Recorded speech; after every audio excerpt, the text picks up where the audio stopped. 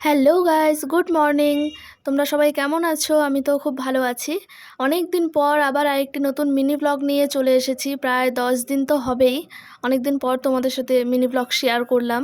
এত ব্যস্ততার মাঝে না ভিডিও শ্যুট করেছি বাট এডিট করতেই পারছিলাম না। তো ফাইনালি এডিট করে তোমাদের সাথে শেয়ার করলাম। তো নর্মাল একটা দিন যেরকম কাটে, সকালে ঘুম থেকে উঠে জিমে গেছি ফ্রেশ হয়ে। তারপরে এসে আমি একটু ছাতুর শরবত আর চিয়া সিড দিয়ে কলা দিয়ে একটু খেয়ে নিয়েছি ব্রেকফাস্ট হিসেবে। তারপরে যে আমি চিকেন রান্না করে নিয়েছি, দই চিকেন বানিয়েছিলাম আজকে। আর চিকেনটা খেতে দুর্দান্ত হয়েছিল। কালারটা দেখে তোমরা বুঝতেই পারছো, কালারটা এত সুন্দর এসেছে। আর মা বানিয়েছিল, ডাল করেছিল লাউ শাক দিয়ে, আর করলা ভাজা করেছিল। আমি চিকেনটা করেছিলাম।